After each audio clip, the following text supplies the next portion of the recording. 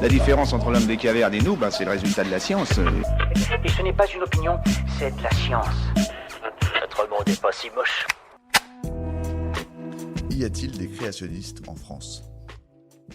Soutenue par une majorité d'Américains, cette doctrine religieuse remet en cause la théorie darwiniste de l'évolution. Mais la France est-elle concernée ? Le créationnisme gagne du terrain dans les pays de tradition protestante, Australie, Pays-Bas. En France, il n'avait trouvé d'écho que dans certains cercles intégristes catholiques.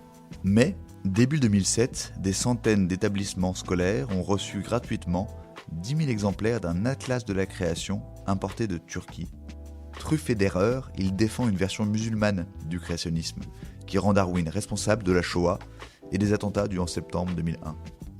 Que Dieu a créé le monde en 6 jours, il y a 6000 ans, comme décrit dans la Bible, fixant les espèces une fois pour toutes.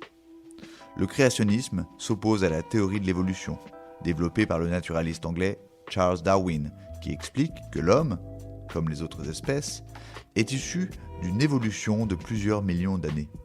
Dès la mort de Darwin en 1882, sa théorie est admise par la communauté scientifique et religieuse.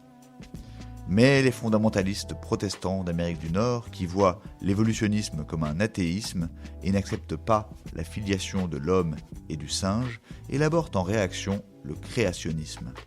Aucun scientifique sérieux ne remet en cause l'évolution, mais Darwin a toujours été critiqué pour des erreurs de méthodologie.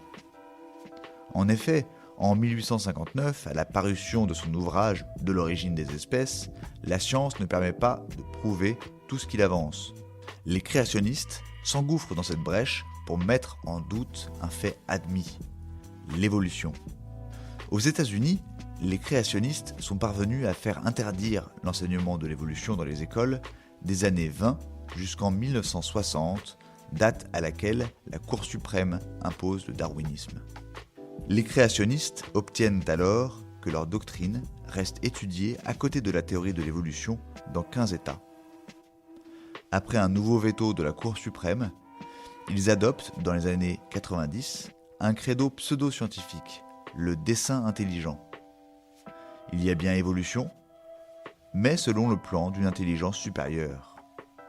L'Intelligent Design a son musée dans le Kentucky, où il est enseigné dans des écoles et instituts de recherche privés. Voilà. Il ne reste plus qu'à vous remercier de votre attention. Au revoir.